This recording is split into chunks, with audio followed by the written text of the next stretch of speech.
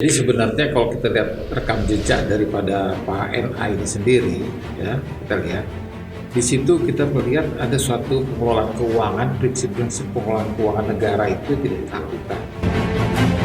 Kita akan bilang ini kalau istilah kasarnya ini sebenarnya seperti cuci uang. Pada suatu waktu pasti ketangkap. Bantaeng sebenarnya meninggalkan beberapa kasus, terutama defisit anggaran yang sangat besar. Kenapa anggota dewan pada diam semua?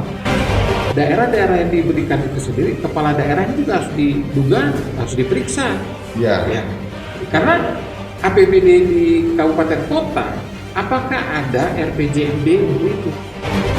Saya rasa kalau memang betul-betul KPK itu menelusuri, ada punya waktu menelusuri, saya rasa banyak. Minimal 7. Pembangunan Twin Tower itu sebenarnya alas hak tanahnya juga belum jelas. Memang Dewan juga bermasalah juga masalahnya. Sekwan yang 2019 bermasalah, kekorkas 20 miliar, ya kan? Mungkin saling sandra, saya nggak tahu itu.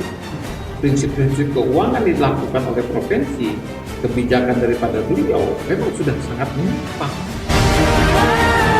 Karangan bunga makin banyak makin bagus ya untuk yang jual bunga. Jadi kalau misalnya PLT sekarang menandatangani yang Twin Tower, bisa intervensi daripada Pak Gubernur sangat besar, atau membiarkan keluarganya untuk mengintervensi pejabat-pejabatnya. Apa hal positif yang dilakukan NA selama menjabat menjadi Gubernur Sulsel dulu? Saya kalau kebaikan NA banyak ya, membagi-bagi uang di mana-mana. Korupsi terjadi saat pandemi. Adakah nurani bagi mereka yang berdasi? Kami kira mereka berempati, ternyata malah menyusun siasat untuk korupsi. Warga kau salini, keluarga dan kolegamu kau hidupi. Jika janjimu tak lagi bertaji, maka janganlah kau kembali. Ya, selamat malam Kak Bastian. Malam. Apa kabar Kak Bastian? Baik sekali. Alhamdulillah. Kak Bastian, sebelum kita ke inti dari pembicaraan podcast ini, saya mau memulai dengan adanya kejadian atau suatu fenomena di Sulsel yang menghentak hampir seluruh masyarakat, yaitu adanya operasi tangkap tangan KPK. Terus yang saya baca di media, Kak Bastian, kita orang pertama di media yang mengatakan semestinya sudah lama. Itu ada apa, Kak? Jadi sebenarnya kalau kita lihat rekam jejak daripada Pak NA ini sendiri, ya kita lihat di situ kita melihat ada suatu pengelolaan keuangan, prinsip-prinsip pengelolaan keuangan negara itu tidak dilakukan, tidak dijalankan, ya.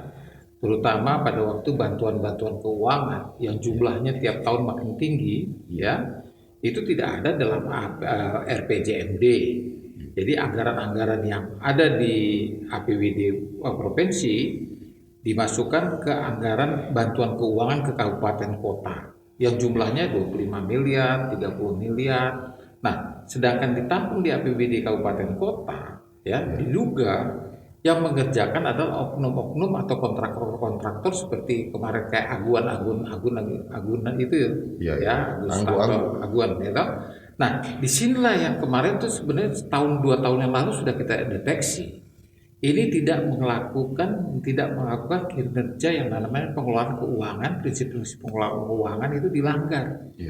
Nah, kita akan bilang ini kalau istilah kasarnya ini sebenarnya seperti cuci uang. Pada suatu waktu pasti ketangkap. Nah, ternyata di awal 2021 apa yang kita duga terbukti. Nah, kita juga nggak terlalu heran waktu ada tangkap tangan itu sendiri, itu hal yang biasa aja. Karena memang ini tidak ada politiknya, ini murni pidana. Murni pidana ya. Murni. Kak Bastian, dari penjelasan Kak Bastian ini ada banyak pertanyaan di kepala saya ini. Pertama soal di Bantaeng, Kak Bastian. Pak Gup ini bupati 2 periode di Bantaeng. Tadi ada persoalan keuangan yang di situ. kapasitas Pak Bupati untuk mengatur keuangan, Pak Bastian tidak ukur itu sehingga menurut penjelasan tadi sepertinya ada kesalahan-kesalahan. Betul. Bagaimana melihat kapasitas Prof ini, Prof Nurdin Abdullah sejak dari Bantaeng? Jadi kalau kita lihat rekam jejaknya kan satu-satu ini laporan keuangan ya. Ya. Laporan keuangan itulah melihat rekam jejak seseorang berprestasi atau tidak, ya kan? Nah, di Bantaeng sebenarnya meninggalkan beberapa kasus, terutama defisit anggaran yang sangat besar, ya kan? Ya. Nah, defisit anggaran yang sangat besar ini kan menjadi beban daripada pemerintah berikutnya. Nah, dengan adanya defisit anggaran ini berarti di RPJMD yang dibuat atau yang dijanjikan kemarin itu sudah dilanggar. Nah, begitu juga ada masalah alkes, sebenarnya banyak masalah sebenarnya. Nah, itu tertutupi dengan peristiwa-peristiwa yang dapat penghargaan dari Bung Hatta itu kan. Oh ya. Nah, kan waktu di Bantaeng, jadi tertutup itu semua. Cuman yang bermasalah nanti itu adalah penggantinya. Begitu juga di Sulawesi Selatan ini sendiri. Ya. Dengan membangun yang namanya Twin Tower, itu kan ada dana 1,9 triliun. Ya, betul. Nah, itu ada 1 sen rupiah pun dari APBD benar, tapi itu nanti 19 bulan kemudian itu jadi beban. Siapa yang dibebankan? Perusahaan daerahnya. Perusahaan daerah siapa yang membebankan? Masuk APBD pasti. Begitu juga jalan-jalan yang kita lihat itu sebenarnya dengan gampangnya mengalokasikan anggaran-anggaran yang tidak ada di RPJMD tertulis. Dan disinilah kita bertanya, kenapa anggota dewan pada diam semua? Ya. Ya kan? Tiarap semua. Betul, ya kan? betul. Jadi tidak terlepas, harusnya anggota dewan juga harus bertanggung jawab. Jadi kalau menurut saya dengan anggaran hampir 600 miliar kemarin diturunkan ke kabupaten kota di Sulawesi Selatan, harusnya daerah-daerah yang diberikan itu sendiri, kepala daerah juga harus harus diperiksa. Ya. Karena APBD di kabupaten kota, apakah ada RPJMD untuk itu? Saya rasa nggak ada. Nah, disinilah sebenarnya kalau kita mendeteksi dari awal pada waktu di Bantaeng dengan di sini metodenya hampir sama. Makanya saya pertama kali melihat dari ini kelihatannya kebijakan diskresi. Meskipun diskresi sebenarnya tidak boleh dikirimi macam dikenakan sanksi hukum ya. Tapi di sini sudah melanggar yang namanya prinsip-prinsip atau norma-norma pengelolaan keuangan negara dan daerah. Di Undang-Undang Nomor 1 Tahun 2004 dan 17 Tahun 2003. Oke, Kak Bastian. Ada 4 poin Kak Bastian yang saya garis bawahi. Pertama soal kontraktor, dewan, Twin Tower, dan apa tadi namanya keterlibatan anggota dewan. Anggota dewan. Yang pertama saya mau tanyakan soal kontraktor ini. KPK menyebut keterlibatan yang di OTT kemarin termasuk IR ini itu sudah terlibat sejak dari Bantaeng. Pak Bastian, kira-kira dari sekian banyak proyek yang dikerja oleh Nurdin Abdullah, apalagi jalan kan masif sekali beliau bangun jalan. Kira-kira dari semua proyek itu ada dugaan fee-nya tidak? Terima fee-nya? Kalau melihat daripada perencanaan yang ugal-ugalan yang kita lihat bantuan-bantuan itu sendiri, itu menurut saya macam cuci uang. Jadi cuci uang itu. Jadi kita bisa melihat itu kenapa? Karena kalau kita melihat daripada RPJM di kabupaten-kabupaten yang dibantu itu tidak ada. Ya kan? Kata cuci uang dalam artian merampok begitu Kak Bastian? Ya diduga begitulah, sama aja. Akhirnya kan OTT, ya kan? Nah, saya rasa kalau memang betul-betul KPK itu menelusuri, ada punya waktu menelusuri, saya rasa banyak ya, minimal 7 lah. 7 orang minimal. 7 tersangka ya? Iya. 7 tersangka. Ya, karena tidak berdiri sendirian ini adalah rangkaiannya, ya kan? Misalnya ER kemarin, itu sekretaris dinas, ya pasti bosnya bertanggung jawab dong pengguna anggaran, tidak boleh lepas. Nah, dia membuat DED-nya, ya harus dipanggil, gitu. Mantan PJ Wali Kota, Kak Bastian. Iya, iya. Terus yang kedua masalah Twin Tower. Kan sekarang ada polemik antara pemerintah kota dan pemerintah provinsi. Pemerintah kota rupanya tidak ingin melanjutkan. Itu bagaimana kira-kira Pak Bastian melihat sikap Balai Kota? Apakah sudah benar atau seperti apa?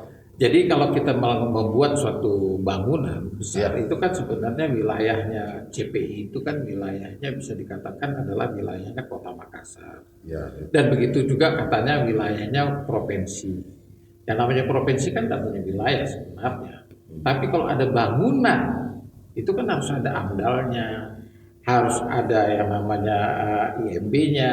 Nah, yang paling menonjol di situ sudah rupanya ada perda untuk ruang terbuka hijau. Ya, betul. Nah, dibangun di situ. Sebenarnya sebelum pada waktu meletakkan batu pertama harus dilihat dulu, ya kan? Ya. Nah, itulah yang sebenarnya kalau kita mau melanggar, kalau kita mau meneruskan daripada Twin Tower, perdanya harus dibatalkan.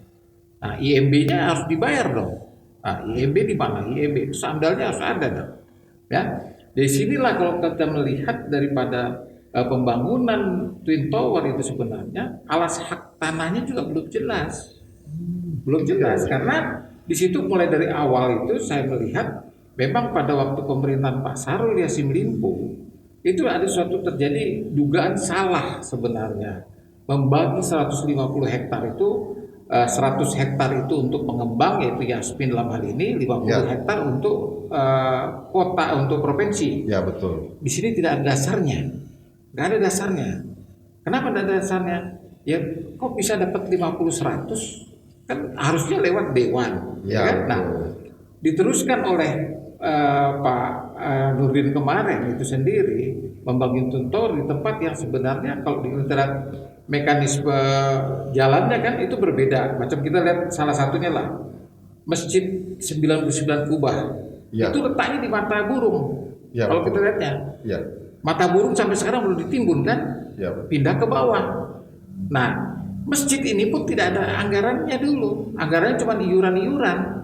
Nah, sekarang dengan gampangnya Pak NA ini bilang kita taruh itu 22 miliar. Sekarang timbul pertanyaan, di mana pengguna anggarannya siapa ini masjid?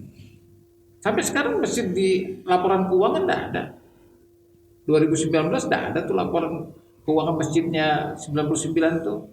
Nah, saya dengar kemarin memang Kota Makassar mau menyelesaikan. Saya bilang udah salah kaprah. Karena itu sudah jelas siapa punya. Betul. Kalau ada yang punya, berarti terdaftarlah di laporan keuangannya. Contoh seperti jalan metro, ya kan? Jalan metro itu sendiri kan asetnya belum jelas. Kemarin memang ada serah terima, tapi kan saya duga serah terima cuma gaya-gayaan sih. Pemerintahan saya rasa belum ada.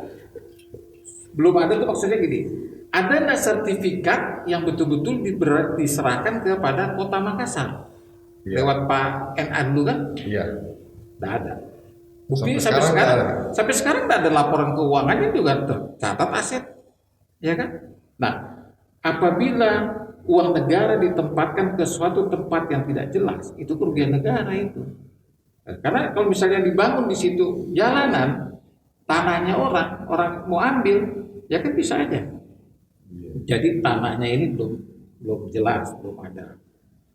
Kak Bastian, ada sejumlah persoalan yang Kak Bastian tadi jelaskan. Tentu kita bertanya apa fungsi dewan dan kira-kira siapa anggota dewan yang paling bertanggung jawab terhadap terjadinya dugaan korupsi yang begitu masif di Sulsel ini? Ya sebenarnya kalau kita lihat dari dewan kan fungsinya ada mengawasi, Dan pengawasan ini kan lewat anggaran, ya kan? Harusnya dewan sudah semprit kemarin. Memang karena kemarin hak angket bebas, ya meskipun hak angket itu sebenarnya sudah terdeteksi kuat harus dijatuhkan.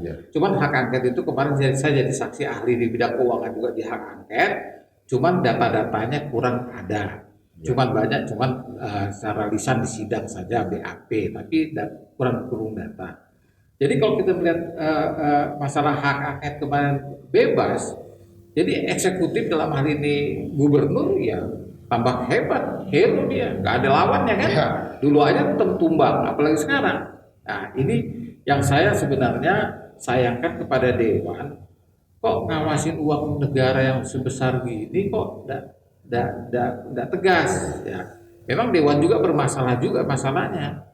Sekwan yang sedulu 2019 bermasalah, tekor kas 20 miliar ya kan, mungkin saling sandra, saya nggak tahu itu. Saling sandra, jadi Dewan saya rasa lumpuh, nggak ada diawasin ya kan, buktinya lolos nggak ada. Kalau makanya saya nggak terlalu heran dan terlalu satu kejutan yang besar sekali bahwa Pak NA di OTT, saya tidak heran karena memang mekanisme awalnya, prinsip-prinsip keuangan yang dilakukan oleh provinsi, kebijakan daripada beliau memang sudah sangat menyimpang. Kak, ada tadi kata harusnya Dewan melakukan ini. Ya.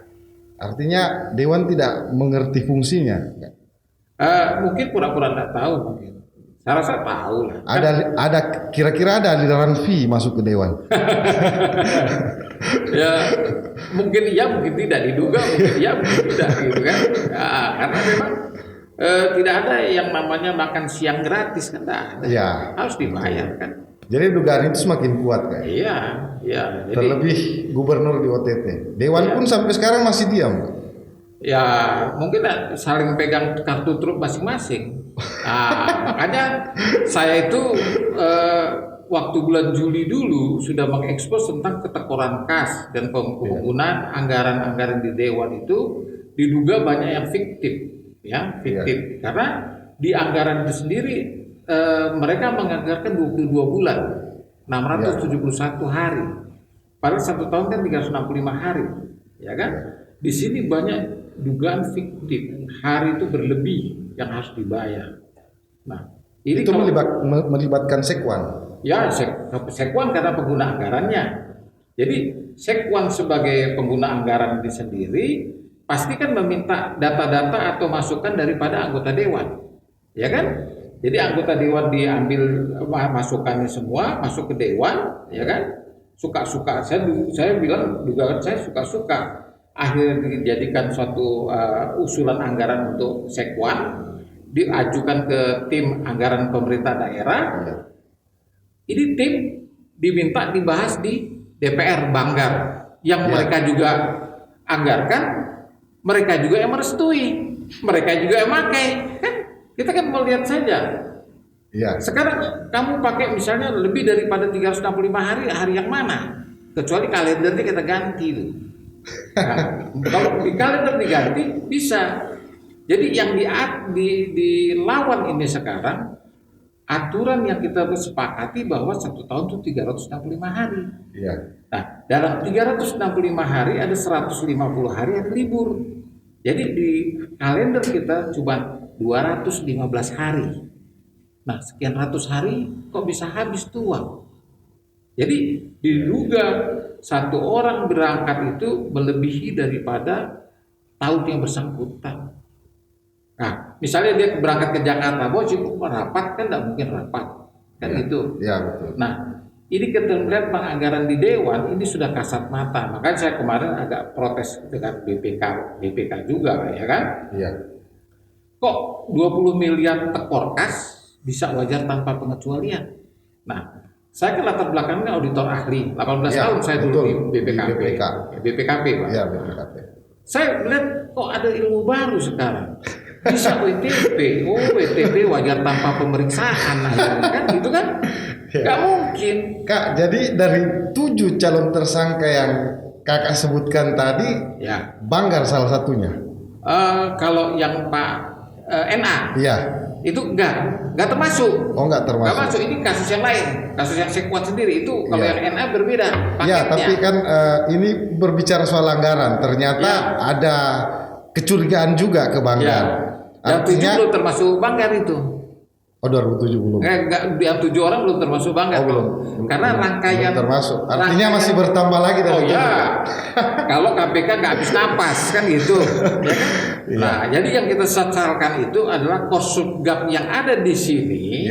Dulu kan kita sempat teriak-teriak di Pusat Kajian Anti Korupsi Universitas Patriarta kan sempat teriak-teriak. Ya betul kan. Mana ini Korsubgab ini kok ada angket tuh nggak datang gitu loh. Iya. Kayaknya sudah jadi dirut Bang Sulselbar kalau saya tidak salah. Komisaris sudah tenang, beliau kelihatannya sudah keluar dari KPK dan dari direksi komisaris mewakili Provinsi Sulawesi Selatan. Ya. Betul. Kak, ada yang baru dari pengembangan kasus Nurdin Abdullah ini. Setelah Nurdin Abdullah ditangkap itu ada banyak semacam keprihatinan dalam tanda kutip melalui karangan bunga dan baliho. Bagaimana tanggapan Bapak? Kalau saya lihat sih karangan bunga makin banyak makin bagus ya untuk yang jual bunga. Ya kan bagi-bagi rezeki kan. Kira-kira ada efek tidak untuk mendesak KPK? Nggak ada. Jadi bahan ketawaan saja. Nggak ada efek. Ya kan? Atau kira-kira lagi nih Kak. Kira-kira dari pengusaha yang kemarin kerja proyekan di NA, ya mungkin juga bisa jadi. Ya. Berarti bisa jadi juga penghargaan terakhir untuk NA dari pengusaha. Ya bisa jadi. Jadi memang sebenarnya karangan bunga itu sebenarnya kita lihat sih tidak terlalu itu ya. Saya sih senang juga dibuat itu, jadi ada lucu-lucunya kan. Nah, pengusaha-pengusaha juga dapat uang banyak kan. Kalau bisa tuh satu jalan itu karangan bunga semua. Ya kan, tapi tidak ada bunga yang ini kan, yang bundar kan tidak ada bunga. Yang ada kan bunga yang segi 4. Bunga yang bundar kan biasa bunga duka cita, nggak ada aku lihat di situ. Nggak apa-apa, bagus itu. Tapi Kak, banyak masyarakat yang prihatin dengan Nurdin Abdullah. Ya nggak tahu ya, mungkin prihatin karena kok tiba-tiba terlalu besar harapan kepada beliau ini sendiri. Ya. Merasa tertipu masyarakat gitu. Kalau kami sih dari akademisi melihat secara keuangan negara memang sebenarnya sudah makanya ada suatu hal mekanisme pencegahan itu tidak jalan. Terutama DPR tidak jalan, ini fungsi pengawasan tidak jalan. Terus terang tidak jalan. Kenapa? Karena kok kayak uang pribadi gitu loh. Saya sumbang 30 miliar. Saya sumbang segini gitu loh. Kalau dihitung-hitung sampai 600 M. Nah, kalau misalnya itu nanti jadi pinjaman untuk stadion, nah macam contoh stadion, ya kan? Ini malah ada anggota dewan, oknum anggota dewan bilang harus diteruskan. Sekarang kan timbul pertanyaan, uang dari mana? Ya kan? Uang di sini kan cuma berapa? Cuma 12 triliun. Itu juga sudah dibagi-bagi kemana-mana, udah habis. Nah, sekarang dengan adanya nanti stadion 1 triliun, itu kan uangnya minjam dari PEN, untuk pemulihan ekonomi nasional. Ya kan itu nggak bisa itu. Loh kenapa? Sekarang kalau itu jadi misalnya, siapa yang mau nonton di situ? Masih corona ini, belum merupakan prioritas, ya kan? Nah, jadi kalau menurut saya itu sendiri ya RTH saja, ruang terbuka hijau dibuat, ya kan? Daripada jadi tempat kubangan kerbau di situ kan? Nah, jadi ada suatu hal yang sebenarnya di keuangan negara itu kamu belum boleh membuat suatu tindakan apabila belum tersedia anggarannya. Nah, ini kan sudah dilanggar. Bongkar itu stadion, uangnya belum ada. Kapan uangnya? Artinya ada pelanggaran kesan didesak ini. Ada pembangunan stadion. Ada suatu dipaksakan hal, begitu. Kalau dipaksakan berarti kan ada sesuatu di belakangnya. Pasti ngejar fee kan? Pasti ngejar fee apa? Kalau jalanan itu dibuat, itu umumnya kalau cari fee-nya paling enak di jalanan. Di infrastruktur paling enak itu jalanan, bukan konstruksi ya. Konstruksi bangunan, tapi jalanan. Sekarang ditanya, ada enggak jalanan jatuh? Kan enggak ada. Ada. Kalau mudah-mudahan ada gempa bumi, ya kan, bencana alam, habis kan. Jadi enak itu jalan sampai 40% kita dapat, 40-45% dapat. Dan itu yang sekarang terjadi di enak. Iya, enak memang. Itu daging semua itu. Nah, sekarang kita lihat gurita siapa kontraktor-kontraktor di belakang ini semua. Ya kan? Itu kan sudah sistematis itu sebenarnya. Harusnya Dewan respon untuk buat ini. Ini jauh-jauh KPK dari sana. Mungkin memang laporan sudah banyak masuk. Tapi kalau menurut saya dari pertama kali saya lihat itu mekanisme pengelolaan keuangan, prinsip-prinsip pengelolaan keuangan tidak dijalankan. Itu satu. Terus yang kedua, kita melihat yang barometer yang agak beratnya di Provinsi Sulawesi Selatan masih banyak pejabat pelaksana tugas PLT tidak definitif. Termasuk Adik Kiparena sampai sekarang menjabat Perseroda. Definitif atau belum? Belum. Nah, aturannya kan nggak boleh karena ada hubungan darah kan? Iya. Nggak boleh, tapi boleh. Sekarang PLT, kalau istilah saya PLT itu pejabat lillahi ta'ala. Itu tidak dapat honor, tidak dapat itu. PLT itu dia tidak dapat tunjangan. Karena kok haknya itu masih yang memberi tugas. Nanti kalau ini yang bersalah adalah yang memberi PLT itu yang bertanggung jawab. Nah, jadi kalau misalnya PLT sekarang menandatangani yang Twin Tower bisa, nggak bisa. Ya betul. Itu sudah salah, sudah menyalahi prinsip-prinsip keuangan negara juga, sudah salah itu. Nah, kalau Twin Tower itu sendiri, kalau saya baca daripada teman-teman punya berita itu sendiri adalah mekanisme yang diumumkan bahwa itu turnkey, ya hampir 18 bulan. Jadi sekarang pembiayaannya itu adalah BUMN. Ya. Dalam hal ini Waskita Karya. Nanti setelah 18 bulan, 19 bulan selesai, itu turnkey itu tinggal kasih kunci, kasih uang. Sekarang pertanyaan timbul, ada enggak uang perusahaan roda itu 1 triliun, 1,9 triliun pada waktu nanti? Ada enggak? Enggak ada. Akhirnya apa? Itu dijaminkan ke bank. Siapa yang banknya? Yang punya bank itu adalah provinsi, paling BPD yang dijamin, ya kan? Nah, oke, dijamin, uangnya dikasih ke Waskita. 1,9 ini kan jadi hutang perusahaan roda. Satu-satunya perusahaan roda ini adalah menjual ruangan-ruangan ini kan. Nah, saya dengar kemarin, saya baca kemarin di beberapa berita, ruangan-ruangan ini akan diisi oleh SKPD dan DPRD. Ya, katanya begitu kan. Ya, bahkan di kantor gubernur dibuatin RTH. Ya. Nah, sekarang pada waktu berkantor di sana, saya tanya, sewa nggak? Pasti sewa. Ya. Sewa kemana? Ke Persiroda untuk bayar hutang.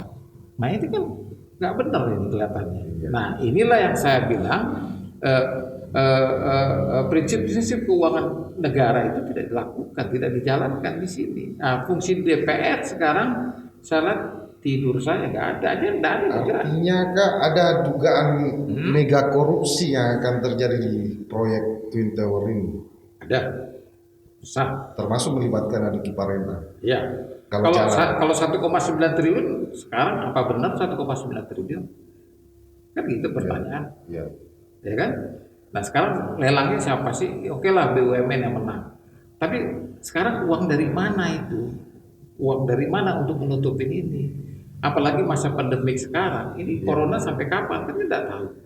Sekarang bisnis saja sudah nggak pakai daring-daring aja, kantor nggak perlu, ya kan? Loh, kok ini masih ini? Itulah makanya Kota Makassar itu saya mendukung Kota Makassar karena harus ada IMB-nya loh. RPH-nya harus dirubah, ruang terbuka hijau di perdanya harus dirubah atau dibatalkan, kan gitu. Biar dia benar gitu loh. Nah, sekarang dengan adanya IMB bisa nggak? IMB-nya besar loh itu. Nah, mungkin Pak, kalau IMB-nya masuk ratusan miliar, iya kan? Iya betul. Dapat PAD-nya Kota Makassar. Nah, itulah yang sebenarnya kita indikasi-indikasi itulah yang akhirnya pada suatu titik dia tidak akan bisa kemana-mana. Iya. Pasti ketahuan. Kak, sebenarnya isu korupsi keluarga Nurdin Abdullah ini bukan hal baru. Iya. Pernah diangkat di hak angket. Betul. Di tahun kalau saya tidak salah. Betul, 2019. Di hak angket ini nama istri Nurdin Abdullah disebut-sebut, Iya. termasuk keterlibatan Hakata Travel yang mengambil beberapa kunjungan-kunjungan SKPD itu harus memakai Hakata Travel, begitu yang terungkap di hak angket. Kira-kira seperti apa peran istri Nurdin Abdullah ini di kasus korupsi yang sekarang menjerat suaminya? Kira-kira dia ada andil tidak? Karena kan namanya sering disebut-sebut terlibat di dalam beberapa kasus korupsi, termasuk orang-orangnya juga. Itu terungkap juga di hak angket. Katanya Jumbras pada saat itu ada orangnya Ibu Gub yang datang, ada termasuk Anggu yang sekarang ditangkap ini. Itu bagaimana kira-kira kakak melihat desain dari sebuah kasus korupsi ini tentang siapa-siapa yang terlibat? Apalagi kakak tadi menyebutkan ada 7 orang kan? Iya.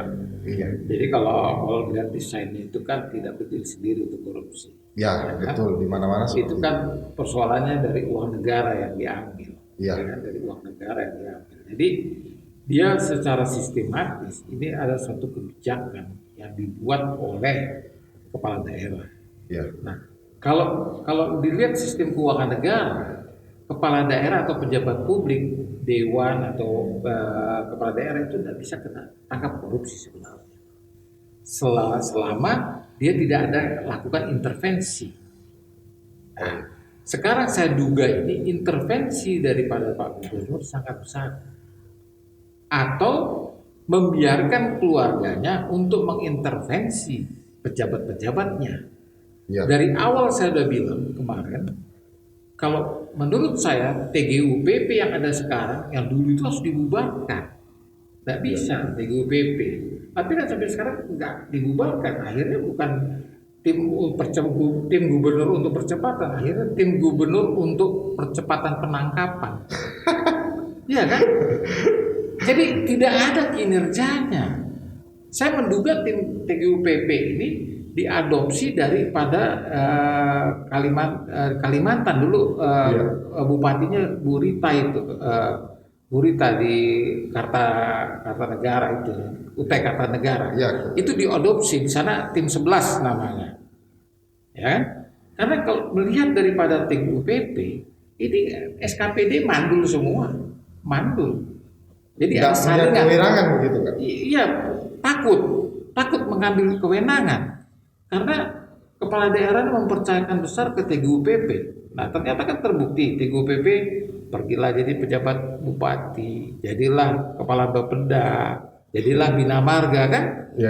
Jadi TGUPP ini apa sebenarnya fungsinya? Gak ada, malah merusak. Nah kalau ada pun di pemerintahan namanya staf khusus atau staf ahli. Ya. Nah kalau staf ahli nggak apa-apa, dia cuma memberikan masukan kepada kepala daerah, dia tidak bergerak. Kalau ini kan bisa ada ruangannya, orang pada lebih takut TGUPP daripada ke kepala dinas ke sekdanya kan? Iya betul. Nah disinilah yang sebenarnya kita tata kelola pemerintah provinsi Sulawesi Selatan sudah rusak. Rusaknya itu tadi. Nah dirusak juga dengan masalah pelaksana tugasnya masih banyak. Jadi yang namanya Badan Pengelola Aset Keuangan dan Daerah nggak boleh di PLT-kan. Karena dia punya 4 fungsi di situ. 1 sebagai pengguna anggaran, 2 sebagai bendahara umum daerah, ya. 3 sebagai tim anggaran pemerintah daerah, ya. Nah, keempat ini sebenarnya berfungsi sebagai yang namanya di majelis TGN, ya kan? Nah, kalau pelaksana tugas, dia sebenarnya kalau namanya pelaksana tugas tidak boleh memberikan suatu tindakan yang strategis. Dan dia tidak bisa menandatangani SPM. Gak boleh. Artinya pemerintahan hancur, jalannya pemerintahan hancur. Hancur, iya. Jadi sekarang kenapa akhirnya kita mendapatkan bahwa orang-orang yang diberikan PLT kan paling lama 3 bulan, 6 bulan. Ya. Ada PLT sampai 1 tahun. Ya kan? Rupanya ini PLT ini jadi tersandra. Tersandranya maksudnya kamu harus ikutin saya. Nah, kalau ada bermasalah ini, yang bermasalah itu nanti tanggung jawabnya siapa? Bukan si orang ini, tapi bertanggung jawab yang memberikan PLT itu yang bertanggung jawab, kepala daerah itu yang bertanggung jawab. Nurdin Abdullah. Iya. Begitu juga misalnya sekwannya kemarin di 2019 masih PLT. Siapa yang bertanggung jawab yang beri PLT? Kenapa nggak definitif dia? Kalau dia definitif, berarti semua fungsi tanggung jawab formal material sudah tanggung jawab dia sudah lepas dia punya itu kewenangan. Ya, betul. Nah sekarang kewenangannya masih ada di pemberi tugas. Nah jadi kita melihat data-data itu pelaksanaan metode kegiatan-kegiatan LPSE atau apa, kita langsung bilang ini sudah rusak. Tapi meskipun WTP ya kita, siapa nggak bisa ngakuin ya satu-satunya pemeriksa itu yang bisa itu kan BPK. Iya. Misalnya kita lihat BPS bilang ada jumlah sekian ribu orang, kita harus yakin karena BPS yang berhak untuk menyatakan itu. Nah disinilah saya lihat sektor pencegahan nggak jalan, Korsukap nggak jalan.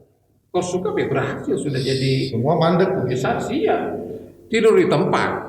Nggak ada. Nah, yang harusnya terpukul adalah aparat penegak hukum di Sulawesi Selatan.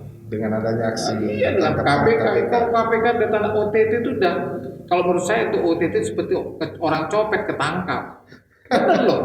Bukan korupsi itu, orang copet ketangkap ke tangan. Dan tapi istilah KPK ini Kak sempat menjadi kontroversi juga. Katanya bukan OTT yang kena Gubernur Nurdin Abdullah, kata jubirnya waktu itu. Itu seperti apa sih OTT menurut Kakak? Kalau OTT itu kan operasi tangkap tangan kan sebenarnya gini, biar orangnya di mana kalau dia disuruh. Ya. Kan bukan OTT itu pengertian kita selama ini orangnya harus di situ, transaksi itu ditangkap semua. Tapi kan sekarang kan ada yang utusannya, ada yang otaknya. Kemarin kan kita lihat itu nggak mungkin ya kepala daerah langsung turun. Nggak mungkin, ya kan? Betul. Ya kan? Macam kemarin ada yang ditangkap di Jakarta itu sendiri ya. Orangnya satu di Kelapa Gading, satunya di bandara. Iya. Dia bilang saya tidak terima 1 sen rupiah pun, tapi kita lihat di handphonenya sudah kau terima uang, ya kan? Kan tetap itu OTT gitu loh. Sekarang tidak mungkin si sekretaris ini melaksanakan itu tidak ada perintah, ya kan? Kira-kira ada penyadapan dari KPK? Penyadapan tuh mungkin ya bisa jadi. Tapi kalau macam ini sih saya lihat sih sudah terlalu terang benderang, terlalu kasar kita main. Nah, itu. Gak halus gitu loh, gak halus. Jadi itulah yang terjadi itu sebenarnya OTT itu sendiri tidak serta-merta orangnya di situ, tapi orang yang menyuruh utusan ada di situ, ya kan? Macam kepala dinasnya nggak ada di situ kan, si ER ini kan nggak mungkin jalan sendiri. Kata isu yang beredar, IR ini itu katanya orang bandel yang pernah dinonjolkan NA. Itu seperti apa Kakak melihat? Katanya bandel tapi dipanggil lagi ke Makassar pegang sekretaris dinas. Kalau saya menilai yang terakhir aja, kalau yang bandel dia ditunjuk lagi kan berarti nggak bandel. Nggak bandel kan berarti yang menunjuk itu kan tahu bahwa dia mau adakan kerjasama. Dia sudah tahu bandel atau ditunjuk. Ya kan, tapi jangan salahkan ke pihak lain ya, salahkan ke diri kita sendiri dulu anunya. Jadi kalau yang sekretaris dinas ini ya berperan itu tidak serta diberi sendiri, enggak serta merta itu kalau dirunut ke bawah nanti banyak sekali itu. Sekarang kita mau nggak KPK sampai membesar ke sana gitu loh. Kita berdoa aja mudah-mudahan ya minimal 7 orang lah atau kalau diikutin banyak karena memang kita maklumi juga kerjanya banyak. Jadi hal ini tidak ada politik kalau saya lihat. Ini murni pidana. Tidak ada politik karena kita sudah melihat awal-awal yang sudah kelihatan itu. Jadi kita lihat sampai di mana nih pasti ketangkap gitu loh. Jadi ugal-ugalan. Jadi misalnya kan kalau kita lihat di koran-koran kan selalu menyatakan Pak Nurdin Abdullah untuk mengganti orang kan dia dibisikin KPK kan gitu selalu. Saya dibisikin KPK diberhentiin KPK. Jadi karena sudah merasa temannya KPK, bahwa ketua KPK juga pernah dijamu makan di sini kan? Ya betul. Nah, yang hebatnya yang nakal bukan ketuanya tapi anggotanya kan udah. Jadi gini Kak, Ya. kan tadi ada Kakak sebut ada dana bantuan, Ya. dana bantuan ke daerah-daerah. Itu seperti apa Kak? Ada dugaan juga di situ. Dana hibah ini, Ya, hibah pembangunan. jadi gini, ada dua keluar uang itu sendiri. Yang satu adalah lewat Bina Marga. Ya, Bina Marga ini Prof. Rudi yang ketangkap itu sekretarisnya. Iya. Itu adalah proyek-proyek pemerintah daerah untuk jalan, ya kan? Yang terjadi di Bulukumba maupun Sinjai, atau beberapa tempat juga di Pinrang juga ada. Iya. Nah, itu pintu yang pertama. Pintu yang kedua adalah bantuan hibah keuangan. Iya. Nah, bantuan hibah keuangan ini yang jumlahnya juga lebih dari setengah triliun ke kabupaten kota. Jadi dari APBD provinsi masuklah ke APBD kabupaten. Kabupaten.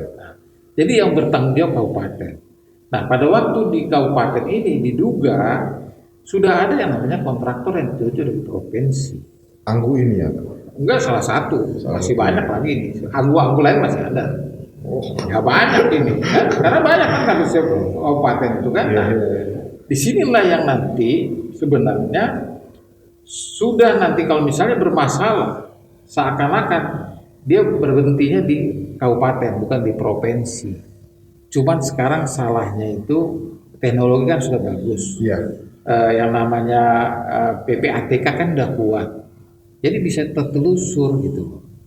Tertelusur tiba-tiba misalnya penjaga sekolah dapat uang 1 miliar. Nah, itu kan cuma dipinjam aja rekeningnya dengan dia. Ya, Tapi kan bisa ditelusurin, ya kan?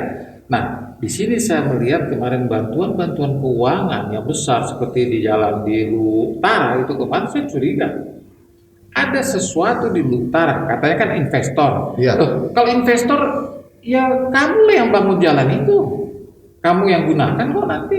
Kenapa uang rakyat yang digunakan di sana? Berarti diduga ada kebun atau ada sesuatu tempat di sana yang kebijakan itu. Kira-kira NA memberi uang bantuan tapi menitipkan kontraktor masuk gitu kan? Diduga begitu. Nah, berarti kan kalau misalnya terjadi kayak begitu, berarti kan kepala daerah yang menerima bantuan itu kan ikut serta. Iya dong, pasti ikut serta. Ya kan? Nah, saya minta teman-teman KPK ya memeriksa kepala daerah yang dapat bantuan yang besar-besar. Diduga kan patut diduga. Iya. Kita kan tak boleh menuduh. Diduga kan boleh, kalau menuduh buktikan. Kalau diduga kan patut diduga. Kalau kenapa sekarang dia dapat 30 miliar misalnya? Iya. Apa itu hitungan 30 miliar? Ya kan? Kan harus hitung-hitungannya. Terus udah masuk ke APBD kabupaten kota, Iya. terus ada RPJMD-nya di situ? Saya yakin nggak ada.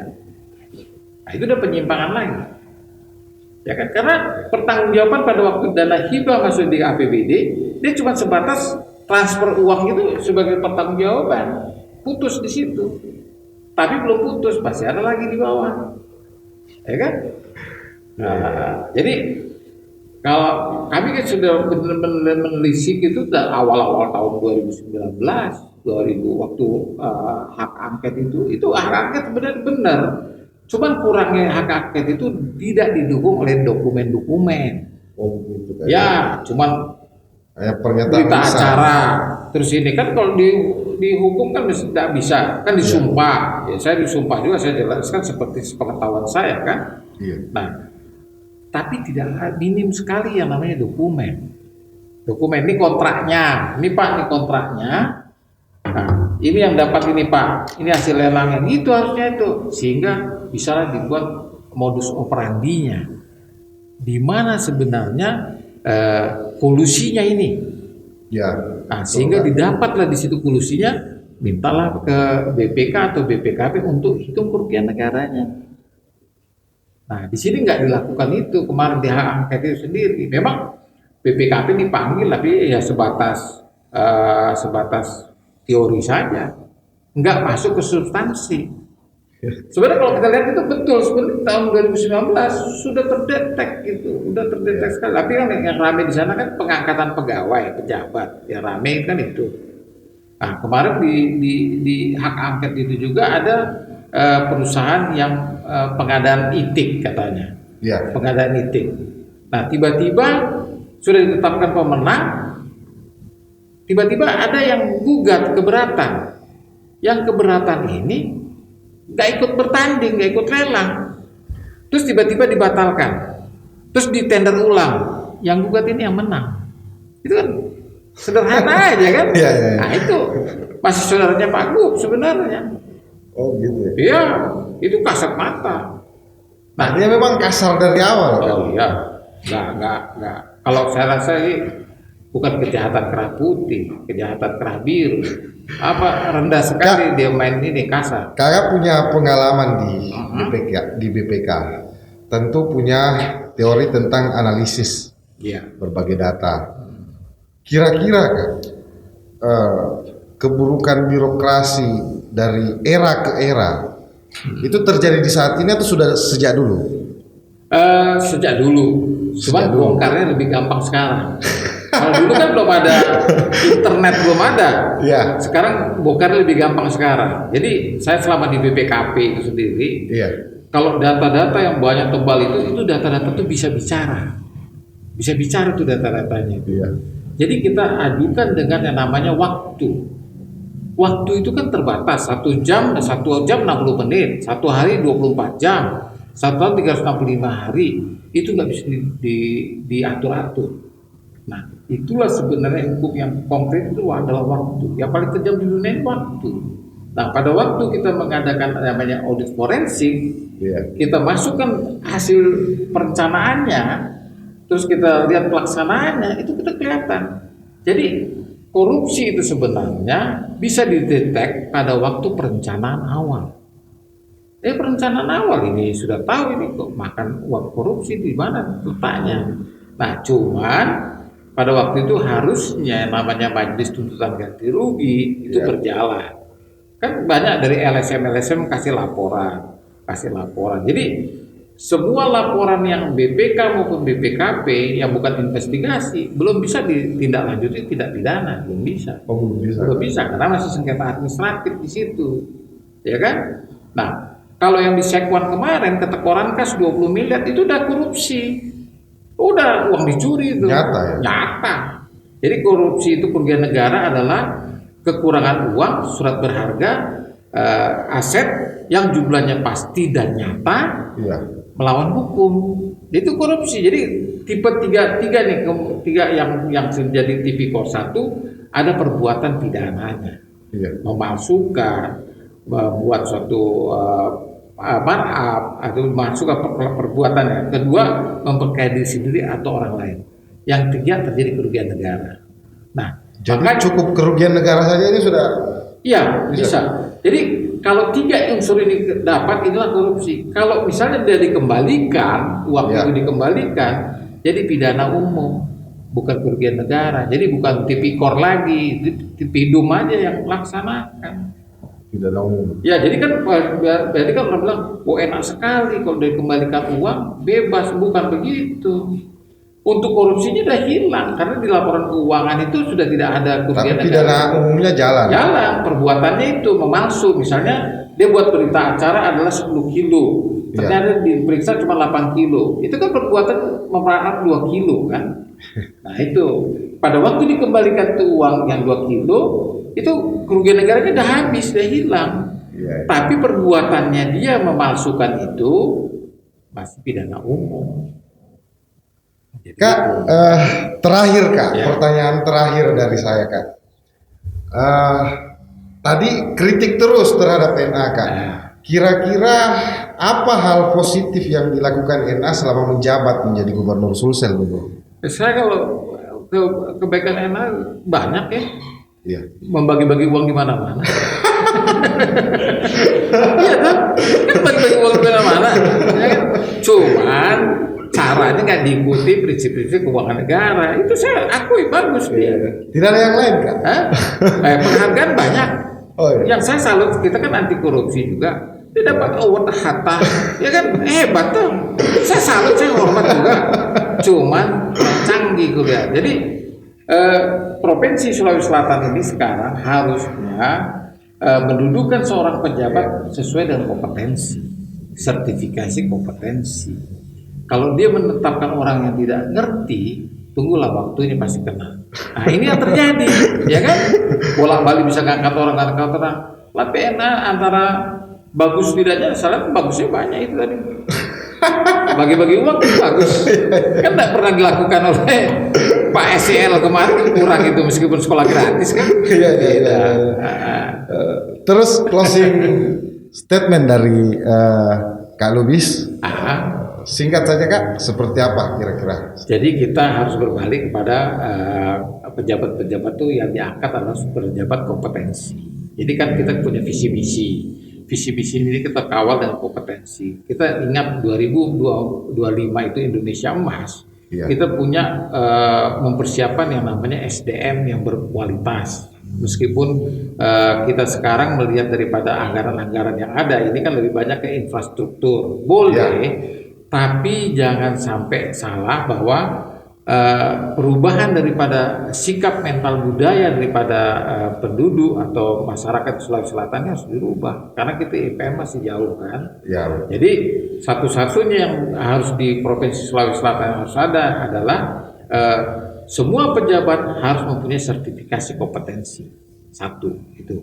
Ya. Yang kedua, memang dia harus mempunyai yang lelang jabatan, jangan di asal-asalan lelang jabatan kan, betul-betul diikutin. Yang ketiga, harus sebenarnya sudah tidak ada lagi PLT, ya harus pejabat definitif. Karena kalau PLT dia tidak bisa berbuat apa-apa. Jadi akhirnya menghambat. Jadi akhirnya dirugikan adalah masyarakat Sulawesi Selatan. Jadi saya lihat closing statement terakhir adalah kasus NA ini murni pidana, tidak ada politiknya. Ya, terima kasih, Mas. Siap, Kak Bastian. Ya, terima kasih Kak Bastian sudah datang ke studio Radar Makassar dan ini kata.com.